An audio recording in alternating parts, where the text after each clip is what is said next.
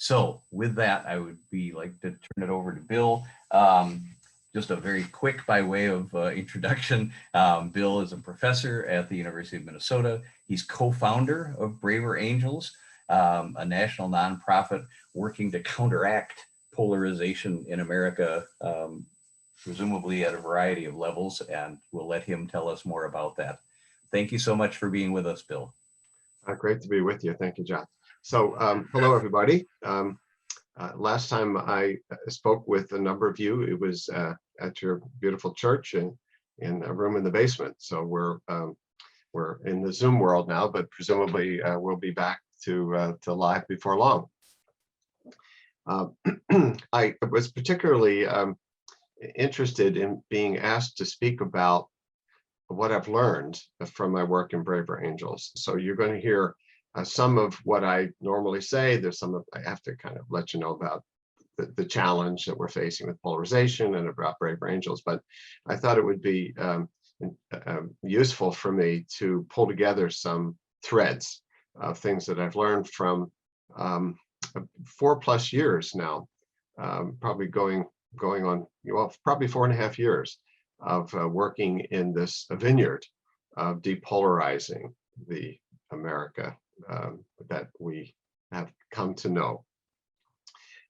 So backstory, no big strategic plan.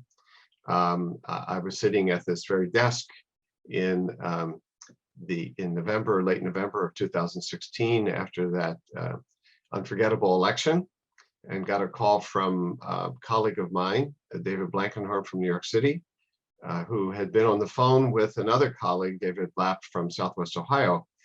And they were comparing notes about how people were responding to the election in those two parts of the country. Upper East Side of Manhattan, it was a funeral after Donald Trump was elected, and the people were almost dancing in the streets in Southwest Ohio.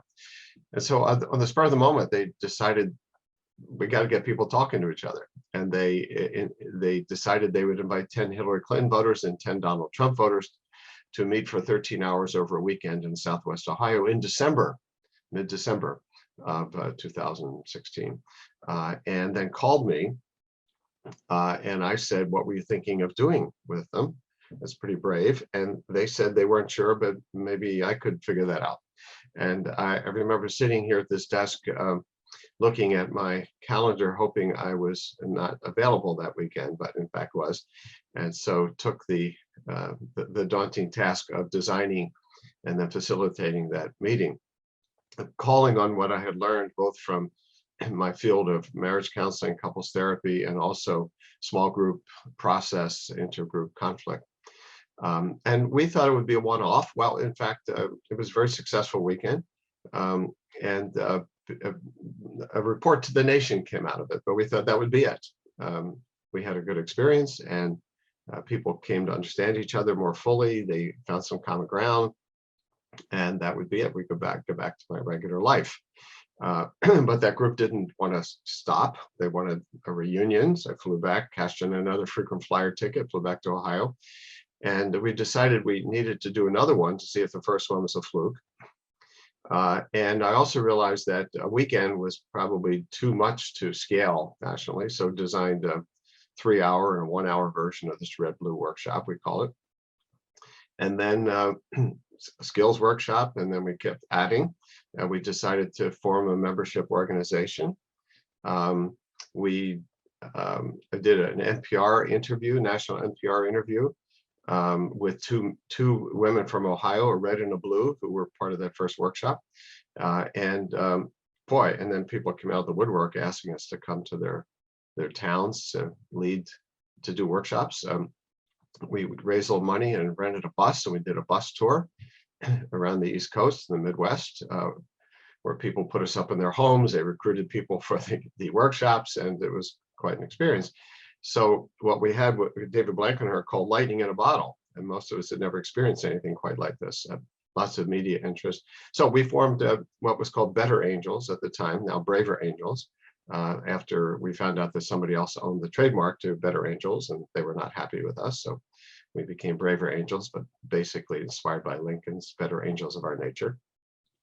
So 4.5 years later, been 1,000 plus workshops around the country, converted everything online during the pandemic, and lots of energy, lots of activity.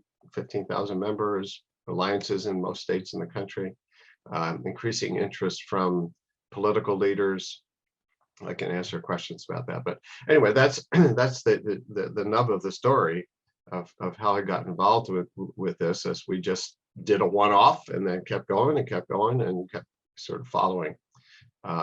So that's the backstory, and I'm happy now to just say a few words about the problem of polarization, about how we're responding to it in terms of our workshops, and then my key learnings. So that's where we're going, and I'll leave time for Q&A. All right. So so learnings from Braver Angels. So the problem of polarization. I'm going to tell you stuff here, it's been rising in the US for at least 30 years through multiple administrations, not just since the Donald Trump administration. It's happening in Europe too. Think Brexit. I think recently I read that some counties in Oregon, Western Oregon, want to secede from Oregon and join Idaho. In Canada, there are provinces that are secessionist parties. So it's happening lots of places. Historians say we have more polarization now than we've had since probably the 1850s. And the thing I want to emphasize is not just about issues. In fact, a lot of political scientists believe that the polarization is not fundamentally about issues, left versus right, but how we regard our fellow Americans who differ from us politically. And this is a summary that some academics have done about this. There's three aspects of this, what they call affective or social polarization. Sectarianism, it's often called. That the people who differ from us politically are other, alien to us, strangers, incomprehensible. So I invite you to ask yourself how often you've said to yourself or to somebody else, how could they possibly support that candidate? Or how could they possibly believe what they believe or hold this policy? They're strangers. They're also unlikable and untrustworthy as people. So I don't understand them, I don't get them, and I don't like them. And there's lots of research supporting that there's this dislike for people who vote differently. And I'm not just talking about the political leaders, I'm talking about the 70 million people who voted differently from any of us. And then the third is morally compromised. So they're other, don't understand them, I don't trust them or like them, and they're probably immoral. Because they support people and policies that do evil, that do wrong. And so they are bad people. So imagine that some variation on this is out there all over the place in America. And this then invades family life, it invades congregational life, it invades businesses. We're getting increasing interest from companies to do seminars and webinars and so on around political differences in the workforce. So this is invaded our country. And I'll just give one example. I'm a marriage and family therapist, so this one is close to my world. In 1960, only 5% of Americans said that they would be uncomfortable with their son or daughter marrying somebody of the other political party. And by 1905, that had risen to 40 to 45%, still up there now. And during the same period, attitudes towards interracial marriage show the opposite trend. So we've become more tolerant in some ways and less tolerant in others. We don't want one of those people marrying into our family. And couples therapists, by the way, and family therapists have never seen this degree of animosity, conflict that's happening inside families related to people's politics. So a little bit about Braver Angels, a citizens organization uniting red and blue Americans in a working alliance to depolarize America. Reds and blues, we define red as leaning conservative, tend to vote for Republicans more than Democrats. Blue, leaning liberal, tend to vote more for Democrats and Republicans. We welcome people who are neither. However, part of what the political scientists tell us is even if you're an independent, you don't like either party that much, most 95% of Americans who pay attention to politics have a lean more liberal or a lean more conservative. So most people lean red or blue, but if they don't, they can join us as well. As individuals, we try to understand the other side's point of view, even if we don't agree with it. In our communities, we engage those we disagree with, looking for common ground and ways to work together. So we're willing, if people are willing to come to our table and abide by the ground rules and the rules of how to do process, anybody's welcome. And in politics, we support principles that bring us together rather than divide us. We have a rule of balance, and this has been key to whatever success we've had, that at every level of leadership, we include both reds and blues in approximately equal numbers. And of course, those who identify as other are also welcome in the leadership. But a cardinal principle is that the board, so it's a nonprofit, so there's a board, the leadership group, state coordinators, red and blue, always both together. And I say that's been part of the key to our success, because most people and most organizations that get into the intergroup conflict arena tend to be blue. And so it's really hard if you're an established organization that's mostly blue, and you then you realize we need help with political polarization. It's harder to get traction with reds if you're a mostly blue group. So just to summarize really quickly, our offerings, we have a whole variety of workshops. Red Blue is our sort of the signature one. 8 reds, 8 blues, either for 3 hours or a full day. They come together in some structured exercises, the purpose of which is to understand each other beyond differences and beyond stereotypes, and find common ground. We have a skills for communicating across the divide workshop, where people learn skills in how to manage differences, communicate across differences. We have a depolarizing within workshop. And I know, by the way, a number of you have participated in some of these. Depolarizing within is a workshop with the goals of dealing with one's own inner polarizer, the part of me that stereotypes and dismisses and disparages 70 million plus fellow Americans. So de-stereotyping, depolarizing within me, and also to be an agent of depolarization within my community, my political community. So this workshop came out of my realization that most of the polarizing or demonizing talk that goes on in our country about politics goes on within like-minded groups, because people often would be skittish about saying the same thing to people outside their group. And so how to be an agent of depolarization within one's own community. Families and politics. So this is when we ask people why they come to our workshops, the 2 biggest reasons are they're worried about the country and they're worried about their family. And so this is a workshop where people come as individuals, they don't come as families, so it's not family therapy, where they learn about the family dynamics of political difference.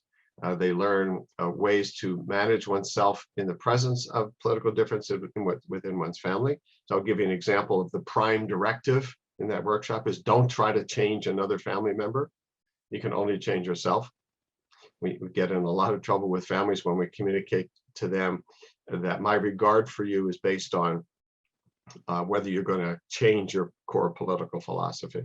That's a losing proposition. And then ways to communicate with people, like we call the family gladiator and the family sniper. And so there's some fun in that workshop.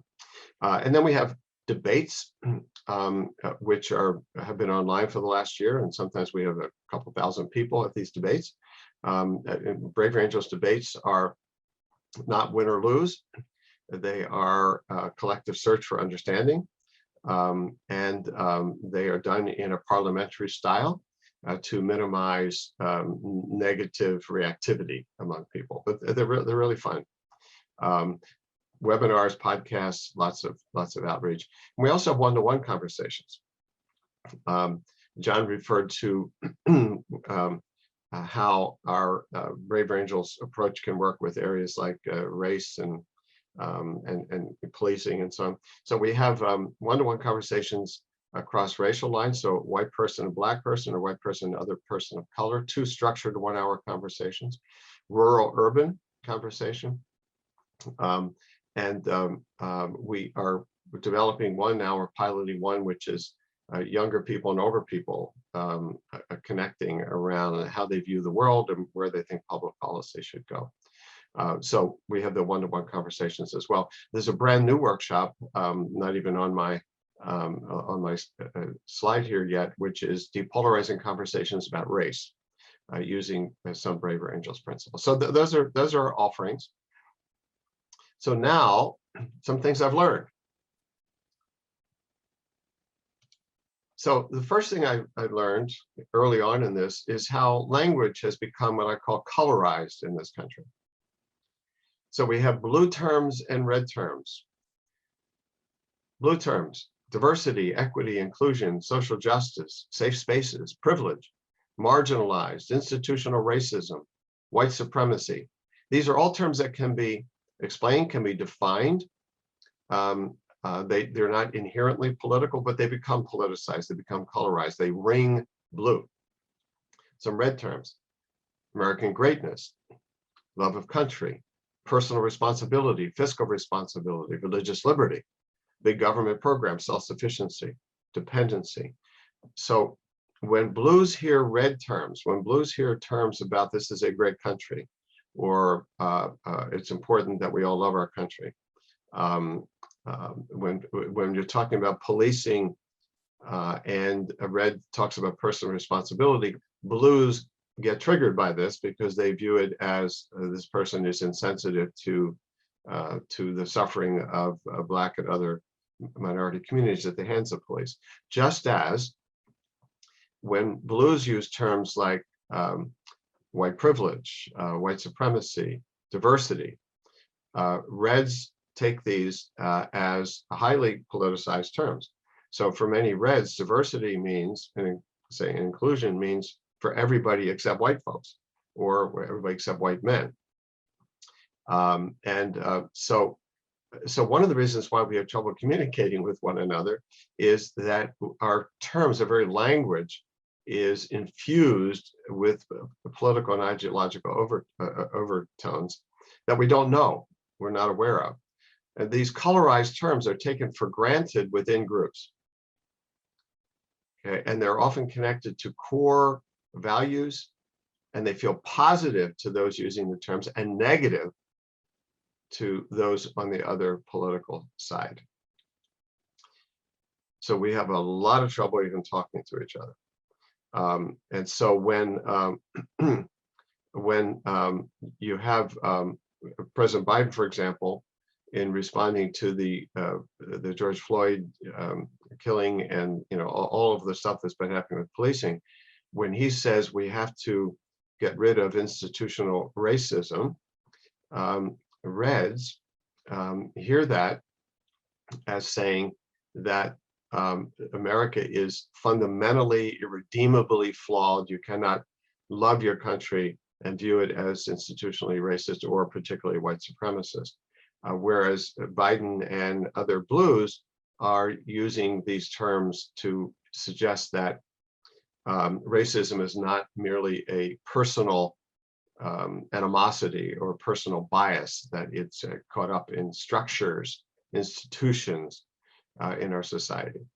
The same way with privilege, white privilege.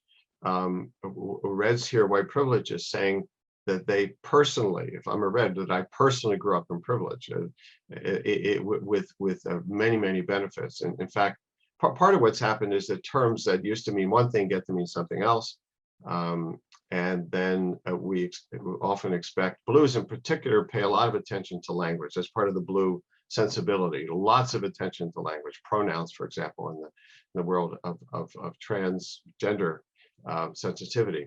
So lots of attention to language, and then reds feel blamed and picked on, if you will, if they use the wrong term. So whenever I'm talking in academia, particularly big institutions like the U of M, are primarily blue in terms of faculty and administration. And I once gave a talk to a group of award-winning teacher faculty at the University of Minnesota about political diversity in the university, and particularly how red students, conservative students, feel that they really can't speak up very much. And I invited faculty to do a kind of a gut check when I read terms, because it's tempting when there's terms that we like, or your side likes, to just think, well, what's wrong with diversity, equity, inclusion? We have a vice president for diversity, equity, inclusion at the university. It's just like we have a vice president for student affairs. What's the big deal? And then have trouble understanding that there's a reactivity that others have towards those. So I called out a term. So I said to this mostly blue group, I'd like to I'm going to call out a term that has been colorized red, and give me your immediate reaction. And I use the term self-sufficiency. Self-sufficiency. And a faculty member said racist. That's what that means to her. The term self-sufficiency sounds racist. And I went, well, that's a strong reaction. Several hands later, as people were raising their hand and commenting, this was by the way, the person who said this was a white woman, faculty member. Several hands later, African-American woman, faculty member, raised her hand and said, I want to go back to that word, because the way when I was raised, self-sufficiency was an important value. In fact, we were taught you can't expect white people to come and save you. You have to be self-sufficient. So you can see how this gets all caught up in various kind of images of what terms mean. So colorized language is one of the first things. Now, what are the implications of that?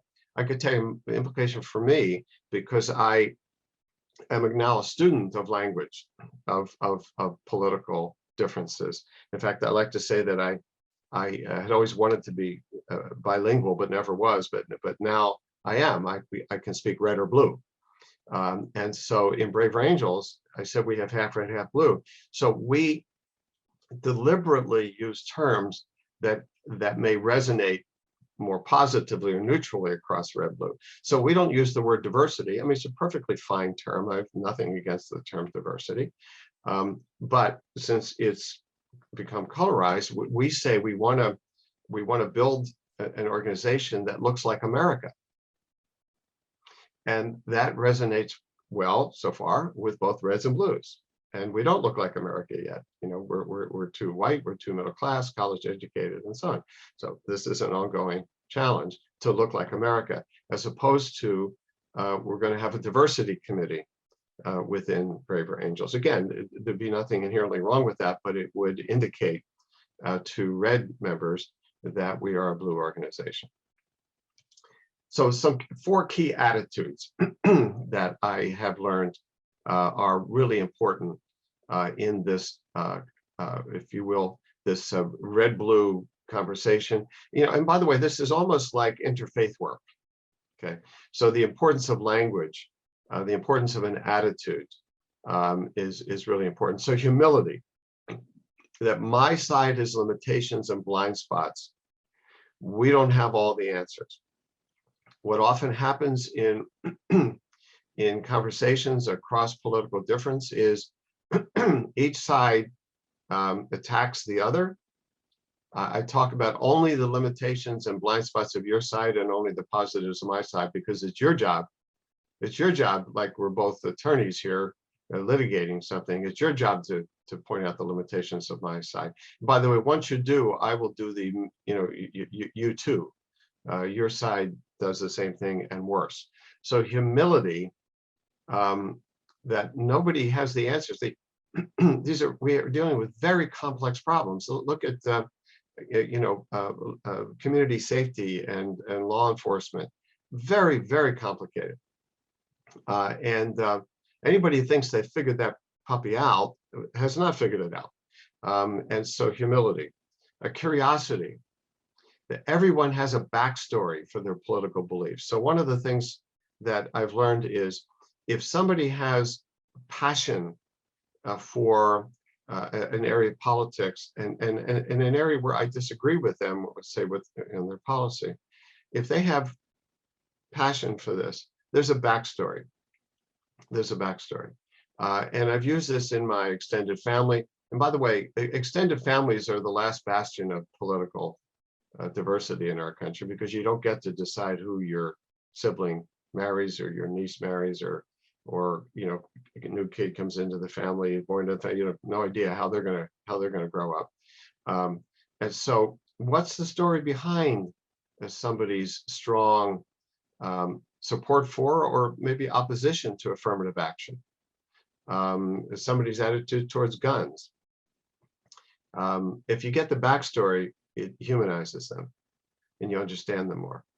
And then you can communicate more effectively. So humility, curiosity.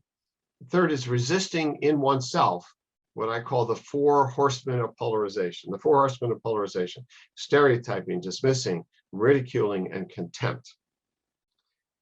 Stereotyping, dismissing, ridiculing, and contempt.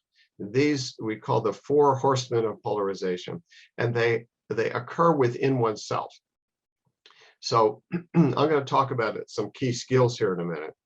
But if I don't manage my own hostile, dismissing attitudes, the things in my heart towards the people who have the, you know, who think differently than me and act differently and vote differently, then I will not be able to execute the skills in a way that's that is authentic. So, and we live in a world where it's almost like an outrage machine. Just turn on the media, read the paper, go to your social media feed, and it's dripping with outrage. And so if I go around with outrage all the time, I'm going to probably stereotype, dismiss, ridicule, and have contempt for, as they say, 70+ million people who think differently than I do. I'm not talking here about how I regard any particular political leader, a member of Congress who I think might be opportunistic.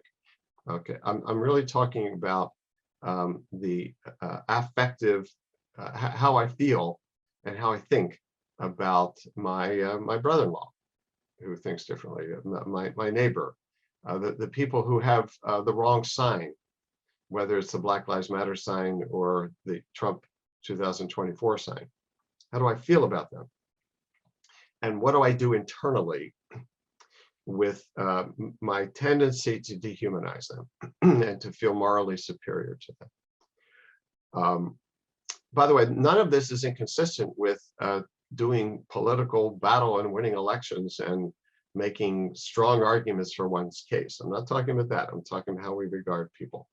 And then the 4th attitude is moving from disdain to respect for fellow citizens who vote differently.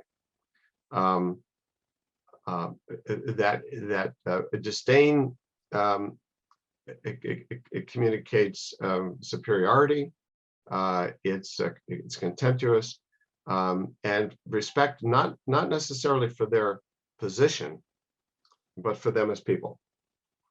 And a lot of what happens in the breakdown of relationships is that we communicate disrespectfully. Some of that is we can't get at a particular politician.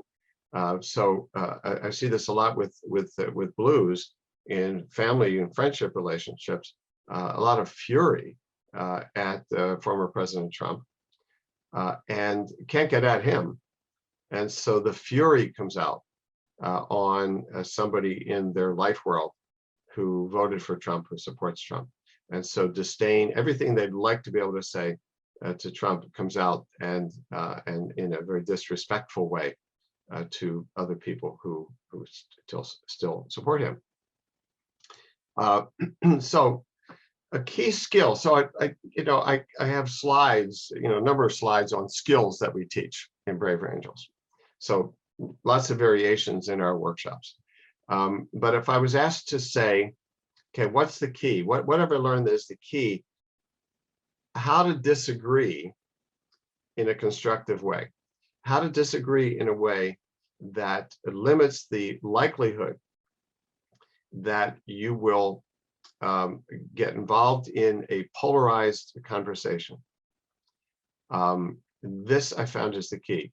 And so, John, I'll give you a signal that I'll be stopping before too long for questions, and let people know that I'm happy, because I wanted to just do this talk, not fill up all the time till 5 minutes at the end, but give you some of the key nuggets that I've learned, and then engage in Q&A and conversations with you. So I'll give you that warning that that's coming up. So 4 attitudes and this key skill: acknowledge what the other person said and agree with something, if you can, before giving your point of view. What usually happens in political conversation is that you say yes, I say no, you say up, I say down, you say right, I say left. And we call that in the family therapy world symmetrical escalation. Boom, boom, boom, boom, boom, boom. And without an acknowledgement, without slowing it down to acknowledge that you just said something. So the key here is, if I'm going to disagree with you, to first say, I hear you on. I hear you on. I hear you on. So let's say I'm talking to somebody who thinks that, I'll do one that's very controversial now, with the January 6th commission, about whether to have a commission to study that. So somebody says, I don't think we should do it. I think it's going to be politicized. I think there's lots of ways to get at that without appointing some big commission that's going to drag on forever. And by the way, the Democrats are using it, for their own ends. And by the way, what about all of the political violence over the summer after George Floyd was killed? So I'm not for this. So instead of just saying, well, I think that January 6th was different from what happened over the summer. It was a direct assault on our democracy. It was an insurrection, and it requires a special treatment. And furthermore, I think that you and other Republicans are just trying to hide the truth, and that you didn't oppose a 9/11 commission, and you're opposing this commission. It's all political. Okay, well then what probably you will do is go after various hypocrisies on my side, and there we have it. And if you're with me now, isn't that how these conversations usually go?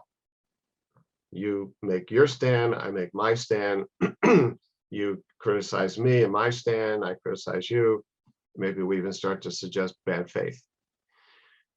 An alternative is you just gave a number of reasons why you were against that commission, that January 6th commission, and I say, I hear you that you are firmly opposed to this because you think it's going to be used as a political football. I agree with you that sometimes these things are, and that there's always a risk. My own view is that this is a particularly serious event. This is like for our governmental system, like a 9/11. And from my understanding, what came out of the House Homeland Security Commission was a responsible way to do this. Half Democrats, half Republicans, Republican Democrat co-chair, and with subpoena power, but both of those chairs have to agree if anybody's going to be subpoenaed, and there's a deadline when this report would have to be done. It will not bleed into the other election. So I feel that there are safeguards in there, and that's why we should go ahead. Okay, what I just did was, I hear you on your doubts about this because you think it's going to be a political football and it's just going to be partisan. When I say that, you are going to not feel you have to keep reasserting that. You're likely to soften. Now, you may say you have a brother-in-law who softens on nothing. Okay, that's fine. Maybe you don't even talk to him about it. But what we know from human communication and from couples therapy, let's say, is that when people feel heard, like I got your point on that, they soften. The second thing I did was agree that there is that anything involved in Congress, there's a danger that it could become a partisan political football. So I agree with you that there is a risk. So I hear your concern. I agree with you on the risk. And here is my view now. And now in my view, I tried to take into account what I heard the other person's objections to be and how I came. So I hear you on, I agree with you about, and my own view is, and here's how I came to see it this way. What I'm saying to you is that that is a highly effective way to go about this agreement. Now, I anticipate that, you know, some people think, maybe some of you think, it's too weak, it's too soft. I don't see it that way. There's strength in this. I'm giving my view very, you know, with strength. I'm documenting it, but I am connecting first before disagreeing, which has a more of a likelihood of having influence, just as that person could have influence on me. And that this, over the long run, is a more effective way to communicate. So those are a couple of key skills. I'm going to just go ahead to the end here, just to make sure I make the commercial announcement here, although we're a nonprofit. I encourage you to get involved with Braver Angels, braverangels.org. Membership, you can also just be on the email list, but membership is just $12 a year. We need money. There's a lot more money in polarization and depolarization. And we have a very active local chapter, braverangelsmn.org. We have more members per capita than any other state in the country. We have whole lots of things going on here. We're getting interest from political leaders, county commissioners. We've done workshops with county commissioners, did a workshop with 30 members of the state legislature. We did a workshop with the staff members of Dean Phillips and Pete Stauber. And Dean Phillips is hoping to get us more into the congressional world in Washington, D.C. So lots of things going on, lots of ways to connect. Okay, so happy to entertain questions or comments. Bill, there are no questions out there right now, so I will take this moment to encourage people to type in a question if you have a question, or raise your hand if you want to ask your question out loud. And to kick things off, Bill, I have a question for you, and that is, have you been asked to use your any of your workshops or any of your tools in the area of reparations? Have you done any work with Native American communities? We are really sticking to the red-blue divide and public policy related to that. So we have not done work with reparations at this point. Although in our workshop on how to talk about race in public policy in a non-polarizing way, we have a demo of two people using the skills to talk about reparations. Okay, thanks. I will check that out.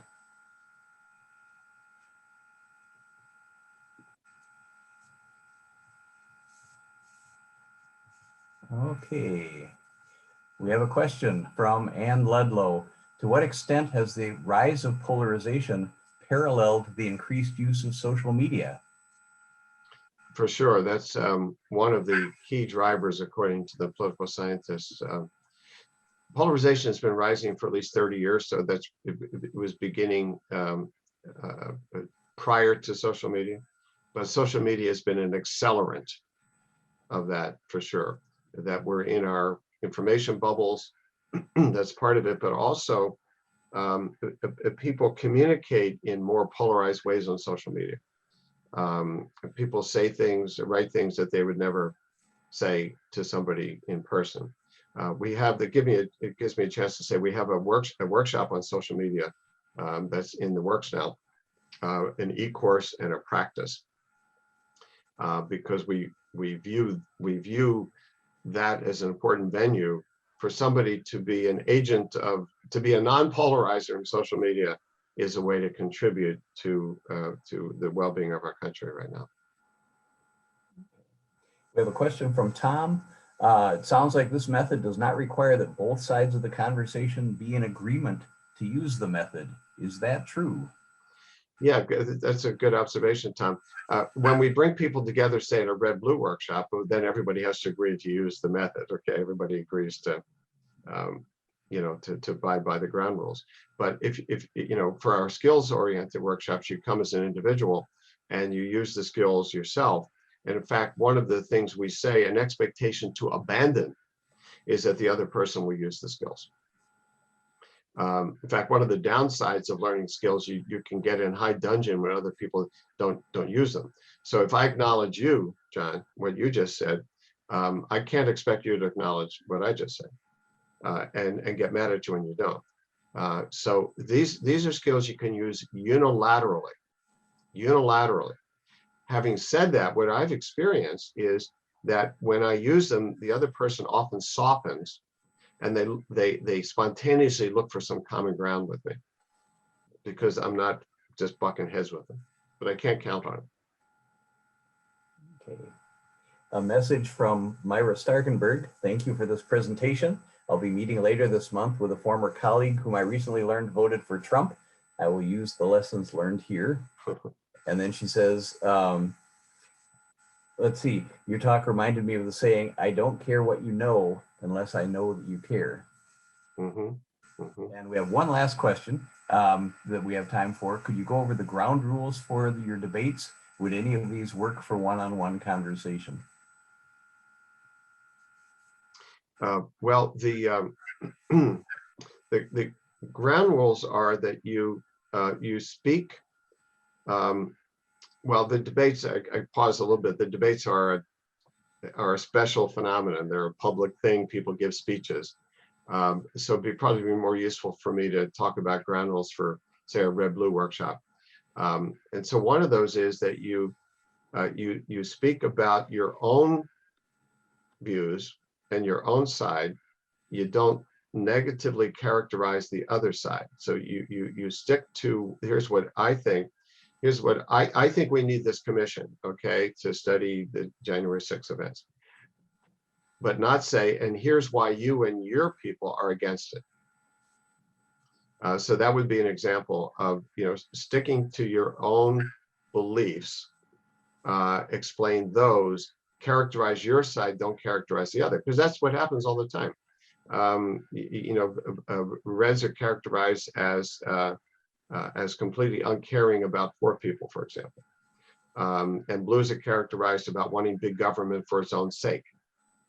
If you do that in a conversation, you're almost certainly not going to have anything constructive come out of it. So stick to describing your own side, and be careful about your negative characterizations, particularly negative motives of the other side. It's bound to create a lot of reactivity. Bill, of course, now that we're running out of time, some great new questions are flooding in here, and I'm sorry we just are not going to have time to deal with them. I apologize to those of you who got good questions in. I will try to capture them and send them to Bill, and maybe he can reply and I can get answers to you later on down the road, because there's some very interesting questions here.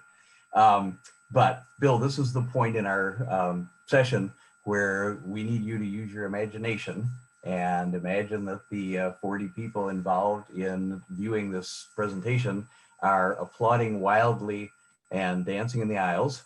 So here we go. Okay. Thank you so much. Excellent job. Just wonderful food for thought, and we appreciate the lessons learned so much. I need to say a couple things about what's happening with Sunday Forum now, because Sunday Forum is going to a slightly different format. First of all, we're at the end of our normal year of Sunday Forum, so there will not be any Sunday Forums for the next 2 weeks. Starting on June 13th, there will be 2 Sunday Forums a month. They will be at 10 o'clock, not at 9:30. And so they'll run from 10 to 10:50. 3 of them, one in June, one July, one in August, will be conversations between members of Plymouth staff and members of Plymouth Church and members of the Brooklyn Park Islamic Center. and their congregation. And so the first one of those is on June 13th, and we very much would like to have you be part of that. That will be talking about what are the basics of our two faiths and some key similarities and differences between them. And we want to do that just to set some groundwork and start building a relationship. And then in July and August, we can move on to more, not that those aren't, not that those are not substantive, they clearly are, but maybe we can move on to some deeper conversational questions between Christians and Muslims. So those are coming up. And then also I said there will be 2 Sunday forums each month. So the other Sunday forum will be a quote unquote regular Sunday forum. We have one focused on Black education with Brian Lozinski in June, one on Black composers with Philip Brunel in July, and one on bird watching. Of course, the run-of-the-mill variety stuff here for Sunday Forum. The bird watching one in August with David Aston. So lots of good stuff to look forward to. Check out the Plymouth webpage each month. The Flame will now come out quarterly, and so hopefully the schedule will be there for at least for a month or 2 in advance for you to look at these things as well. With that, again, I would like to thank Bill of Great Bill Doherty for Braver Angels, and I have a hunch we will be, some of us at least, will be back in touch with you for more service and more interaction. Bill, thank you so much. Thanks for inviting me. Appreciate it. Okay.